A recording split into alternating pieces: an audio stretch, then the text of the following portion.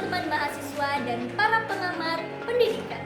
Selamat datang di channel The Wilgar 24. Saya Wanda Kartika Dewi. Pada hari ini kita akan menuntas dua kasus yang tentunya sangat akrab di telinga kita, terutama bagi yang mengambil mata kuliah dasar-dasar pendidikan. Pada kali ini, kasus-kasus ini tentang dunia pendidikan yang ada di Indonesia yang tentunya akan kita lihat dari segi mata perkuliahan. Sudah ada 4 narasumber hebat kita pada hari ini. Di segmen pertama ada Saudara Sandi. Halo Saudara Sandi. Halo.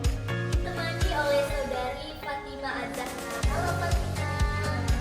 Mereka berdua akan membahas kasus mengenai sudut pandang dari mata kuliah pengantar pendidikan. Lalu di segmen kedua ada Saudari Sasmita. Halo Sasmita. Halo. Ditemani oleh Saudari Felinda Amelia. Halo Felinda. Mereka akan mengupas kasus menarik mengenai perspektif pengembangan kurikulum. Oke, kita mulai dari mata kuliah yang paling fundamental terlebih dahulu, yaitu pengantar pendidikan. Salah satu topik utama di sini yaitu mengenai fungsi dan tujuan pendidikan dalam masyarakat. Kasus yang kita angkat adalah kebijakan sistem zonasi pada penerimaan peserta didik baru. Selanjutnya kita akan dibantu dalam penjelasan ini oleh Saudara Sandi. Mengapa kebijakan ini sangat relevan dengan teori-teori di pengantar pendidikan? Tentu Anda, di mata kuliah pengantar pendidikan, kita belajar bahwa sekolah punya dua fungsi utama, yaitu fungsi seleksi dan fungsi pemerataan. Sistem yang lama memakai ujian nasional itu sangat kental dengan fungsi seleksi, yaitu menyaring siswa terbaik untuk ke sekolah terbaik. Akibatnya muncul istilah sekolah favorit dan non favorit yang menciptakan kesenjangan sosial atau stratifikasi. Nah, sistem zonasi ini adalah upaya pemerintah untuk menggeser fokusnya ke fungsi pemerataan. Tujuannya adalah agar semua anak, tidak peduli sepintar apa atau dari keluarga mana, punya kesempatan yang sama untuk mengakses sekolah berkualitas yang dekat dengan rumahnya. Menarik sekali. Jadi soal pergeseran dari kompetensi menjadi pemerataan ya. Baik, tapi Saudari Fatima, kita tahu bahwa di lapangan banyak sekali masalah. Apa saja sih tantangan nyata dari penerapan kebijakan ini yang jadi bahan diskusi kita biasa di kelas? Betul Wanda, inilah bagian menariknya saat teori bertemu realita.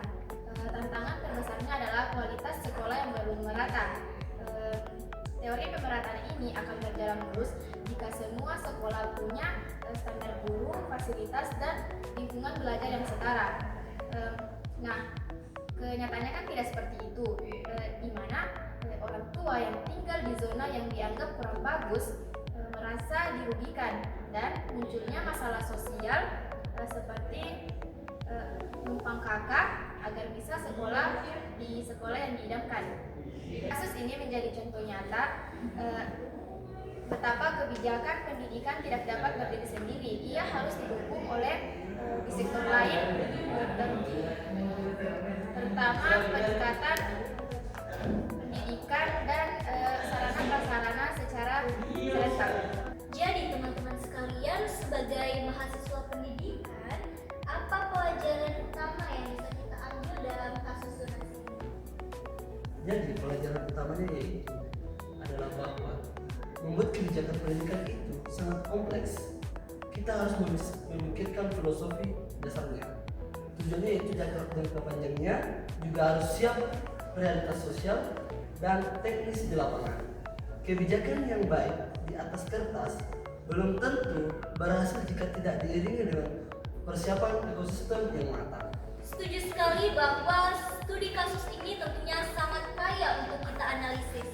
Buat teman-teman yang mau membaca lebih lanjut mengenai kasus ini, kami sudah menyediakan link yang ada di kolom deskripsi. Sekarang kita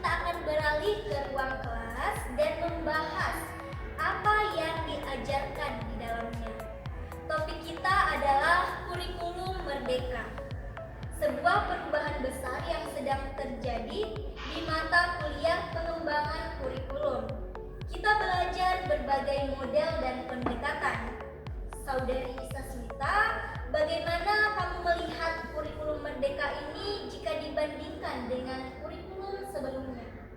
Nah, kalau di kelas pengembangan kurikulum sendiri itu kita sering membedakan kurikulum yang berpusat pada konten atau content center dengan kurikulum yang berpusat pada siswa atau kompetensi yang disebut juga sebagai student center dan kompetensi based.